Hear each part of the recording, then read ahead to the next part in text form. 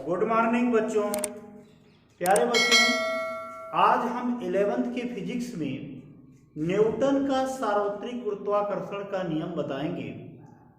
Newton का सार्वत्रिक गुरुत्वाकर्षण नियम के पार्ट 1 में सबसे पहले हम आपको बताएंगे वास्तव में ग्रह किसको कहते हैं। वे आकाशीय पिंड जो सूर्य की परिक्रमा करते हैं उनको हम क्या कहते हैं, ग्रह कहते हैं। वैसे तो ग्रह 9 माने जाते हैं, लेकिन आजकल प्लूटो को ग्रह से बाहर कर दिया गया। उनको बौना ग्रह के रूप में जाना जाता है, यानी 8 पूरे ग्रह और 1 प्लूटो बौना ग्रह। और उपग्रह किसको कहते हैं, जिसको अंग्रेजी में हम सैटेलाइट कहते हैं, ग्रह को प्लैनेट कहते हैं। वे आकाशीय पिंड जो वास्तव में ग्रहों की परिक्रमा करते हैं उनको हम उपग्रह कहते हैं। देखिए, उपग्रह भी 2 प्रकार के होते हैं बच्चों। एक होता है प्राकृतिक उपग्रह जिसको हम नेचुरल सैटेलाइट कहते हैं। दूसरा होता है कृत्रिम उपग्रह जिसको हम आर्टिफिशियल सैटेलाइट कहते हैं। तो प्राकृतिक रूप से सबसे अधिक 63 उपग्रह बृहस्पति के पास है और बुध और शुक्र के पास वास्तव में कोई उपग्रह नहीं है। नेचुरल रूप से पृथ्वी के पास नेचुरल रूप से केवल 1 उपग्रह चंद्रमा होती है। तो एक प्राकृतिक रूप से उपग्रह जो पृथ्वी की परिक्रमा कर रही है वो वास्तव में चंद्रमा है। कृत्रिम उपग्रह तो ढेरों लॉन्च किए जा चुके हैं। हम अगला चैप्टर जब सैटेलाइट वाला आपको पढ़ाएंगे तो उसके बारे में डीप से बताएंगे। यहाँ पर हम आपको न्यूटन के सार्वत्रिक गुरुत्वाकर्षण के बारे में बताने से पहले देखिए ग्रहों की गति, ग्रह किस प्रकार से सूर्य की परिक्रमा करता है और सूर्य की स्थिति क्या होती है, ये जानना बहुत जरूरी है बच्चों। ग्रह की स्थिति, ग्रहों की गति क्या होती है, तो इस संबंध में एक मशहूर साइंटिस्ट हुए जिनका नाम था केपलर।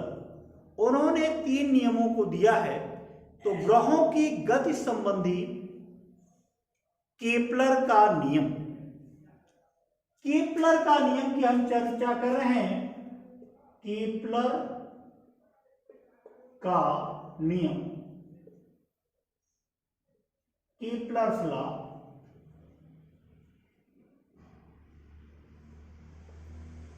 केपलर का नियम क्या है, इन्होंने ग्रह की गति संबंधी नियम दिया है। इन्होंने 3 नियम दिए हैं। पहला है, जो केपलर का पहला नियम है वह है कक्षाओं का नियम। कक्षाओं का नियम, इसको हम ऑर्बिट्स लॉ कहते हैं। ऑर्बिट्स लॉ यानी कक्षाओं का नियम। और जो दूसरा इनका नियम है क्षेत्रफलीय वेग का नियम। क्षेत्रफलीय वेग का नियम, law of areal velocity. Law of areal velocity. और तीसरा परिक्रमण कालों का नियम।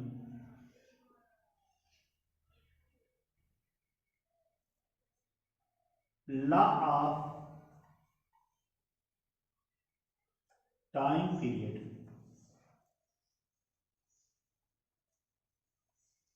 तो ये 3 प्रकार का इन्होंने नियम दिया है। सबसे पहला नियम है कक्षाओं का नियम। ये क्या होता है जरा ध्यान से देखिएगा। पहले नियम की हम चर्चा कर रहे हैं, कक्षाओं का नियम।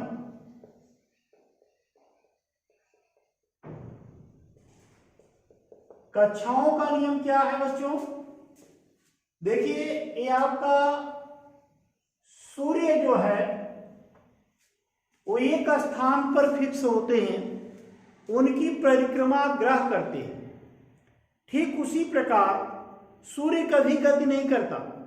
आपको सूर्य पूरब से उदय हुए होते हुए दिखाई देते हैं और आप लोग कहते हो पश्चिम में अस्त होते हैं, परंतु ऐसा नहीं होता। सूर्य गति नहीं करते, सूर्य अपने स्थान पर स्थिर हैं।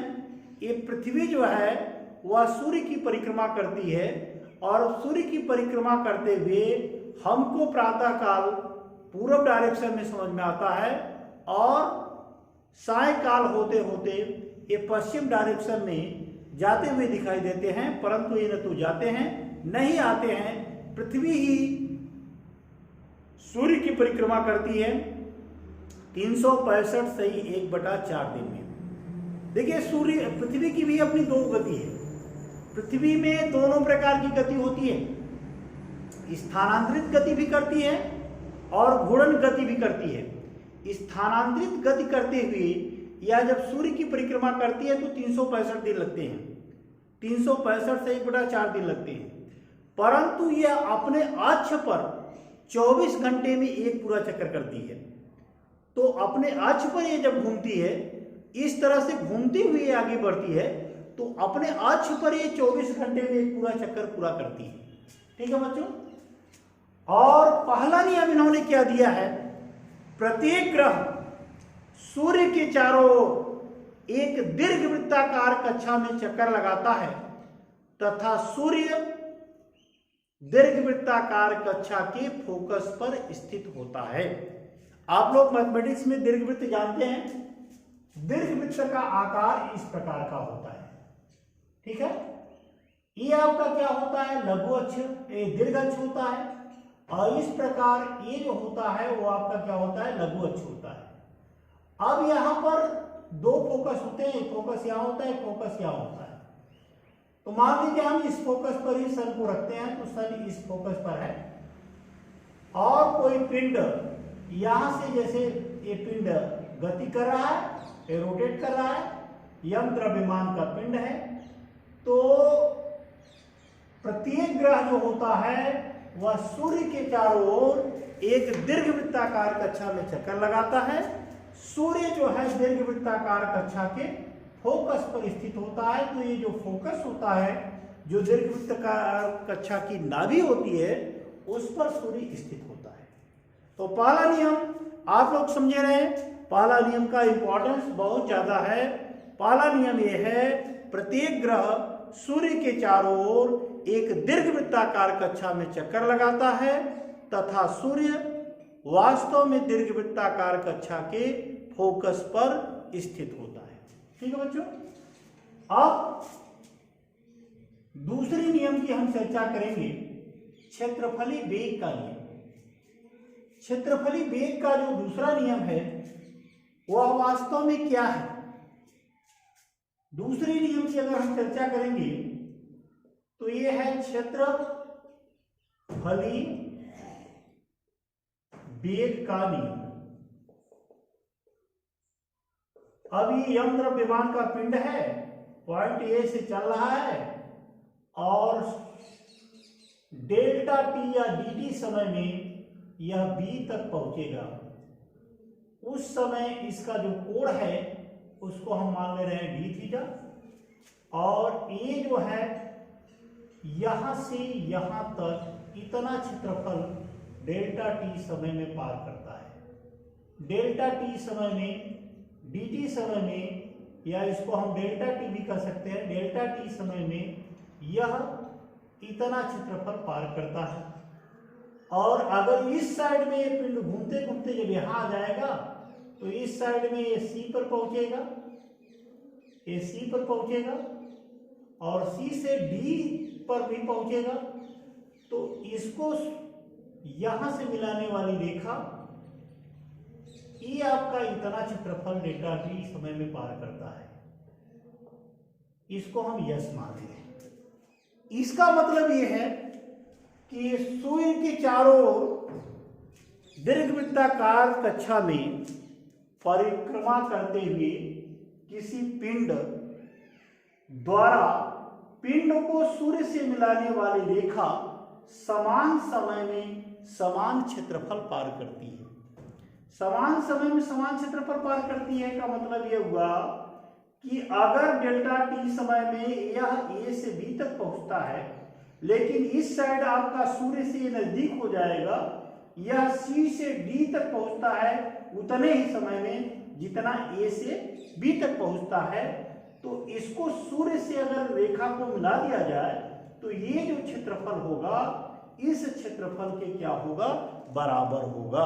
यानी इसका क्षेत्रफलीय वेग क्या होगा, नियत होगा। ये हमको बताना है। तो इस नियम को आप नोट कर सकते हो कि प्रत्येक ग्रह को सूर्य से मिलाने वाली रेखा समान समय में समान क्षेत्रफल पार करती है। अर्थात हम यहां से कह सकते हैं बच्चों, अर्थात हम कह सकते हैं ये हो जाएगा area of triangle ASB divide by delta T is equal to area of triangle CST upon delta T. ये जो दोनों वेग है वो नियत होंगे, दोनों वेग ही नहीं, इसमें कहीं से भी कोई पॉइंट ले लेंगे और उनको सूर्य से रेखा को मिलाएंगे तो समान समय में समान क्षेत्रफल पार करेगी, यानी इनका क्षेत्रफली वेग जो होगा वह नियत होगा। आइए इसकी उपपत्ति हम करते हैं, इसकी उपपत्ति करते हैं, इसकी उपपत्ति करते हैं तो इससे क्या मिलेगा। सबसे पहले तो हम त्रिभुज ASB में लेते हैं। इस त्रिभुज में बताइए एरिया ऑफ ट्रायंगल ASB क्या हो जाएगा, 1/2। यहां से अगर इसकी हम त्रिज्या को R मान लेते हैं, इस त्रिज्या को हम R मानते हैं तो क्या हो जाएगा, A हो जाएगा आपका, चाहे इस तरफ की त्रिज्या मानो चाहे इस तरफ की, तो 1/2 AS इंटू AB। अब यहां से हो जाएगा एरिया ऑफ ट्रायंगल ASB बराबर 1/2 का मान क्या है, R है। AB क्या है, AB वास्तव में इसका परिधि है, तो ये परिधि क्या है, इसको परिधि को हम DS मान सकते हैं।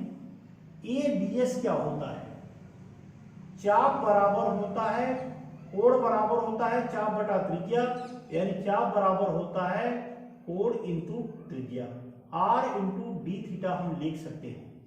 तो यहां हो जाएगा ये एरिया ऑफ ट्रायंगल ASB 1/2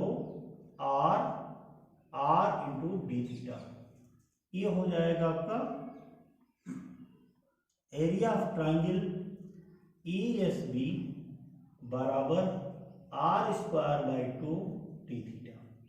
ऐसा करते हैं, इसमें हम डेल्टा टी या dt का भाग दे देते हैं, तो area of triangle ASB upon dt बराबर हो जाएगा R²/2 D theta by dt।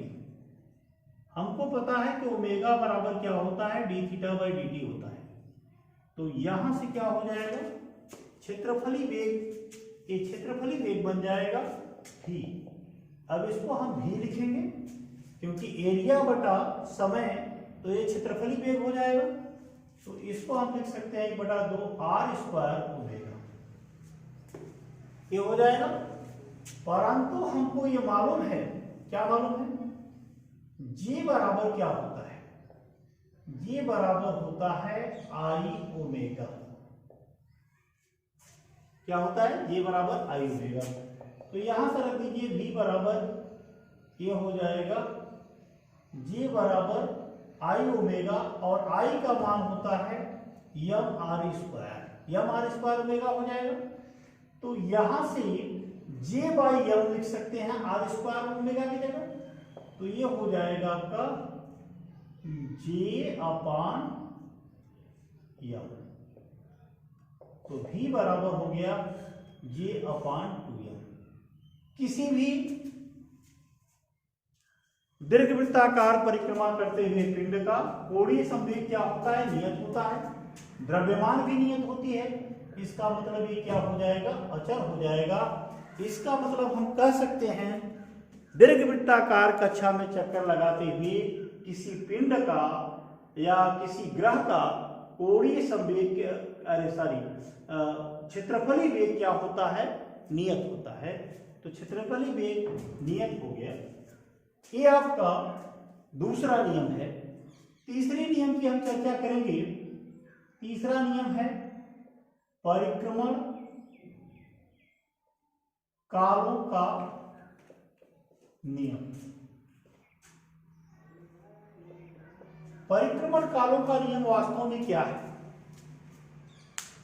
किसी ग्रह को परिक्रमा करते हुए, सूर्य के चारों ओर परिक्रमा करते हुए किसी ग्रह को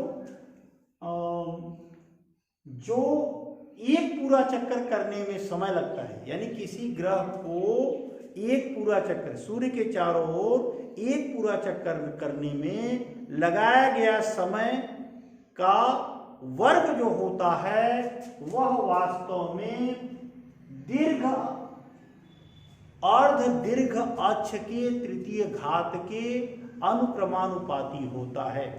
यानी सूर्य के परितः परिक्रमा करते हुए किसी ग्रह का एक पूरा चक्कर करने में लिए गए समय का वर्ग इसकी अर्ध दीर्घ अक्ष के तृतीय घात के अनुक्रमानुपाती होता है। अर्थात हम कह सकते हैं, अगर अर्ध दीर्घ अक्ष हमने मान लिया क्या है, a है, तो t² is proportional to AQ दिखाना है। सूर्य के परितः परिक्रमा करते हुए किसी ग्रह के परिक्रमण कालों का वर्ग उसके दीर्घवृत्त के अर्ध दीर्घ अक्ष के तृतीय घात के अनुक्रमानुपाती होता है। इसकी उपपत्ति भी हम आसानी से कर सकते हैं। उपपत्ति अगर करना चाहें तो बिल्कुल हम कर सकते हैं। कैसे करेंगे? हमको पता है t बराबर क्या होगा, 2 पाई। वास्तव में इसका क्षेत्रफलीय वेग क्या हो जाएगा? इसका क्षेत्रफलीय वेग हो जाएगा पाई ए बी। इसका पूरा क्षेत्रफल क्या होगा? पाई ए बी बटा v। अब v का मान हमको पता है, j अपान क्या होता है, 2m होता है। तो v का मान हम यहां से लिख सकते हैं। तो यहां पर आप लिख सकते हो t² बराबर pi square a square b square upon v square. यहां से v बराबर हमको मालूम है द्वितीय नियम से क्या होता है, तो ये हो जाएगा pi square a square b square upon हो जाएगा j स्क्वायर। ये 2m का वर्ग करोगे तो 4m स्क्वायर हो जाएगा। यहां से आप देख सकते हो 4 pi square m square upon j square. इतनी तो अचर राशियां हैं, a square into b square. ये आपको पता है किसी भी दीर्घवृत्त का जो नाभि लंब होता है वह क्या होता है, नाभि लंब l बराबर होता है 2b square by a। 2b square by a, इसको हम लिख सकते हैं a इंटू l बाई 2। तो 4 pi square m square upon j square ये हो जाएगा। यहां से जब हम इसको लिखेंगे तो ये आपका हो जाएगा बच्चों a इंटू l बाई 2। तो उसे काट दीजिए, तो यहां आपका ये बन जाएगा p स्क्वायर बराबर 2 pi square m square l upon j square a cube.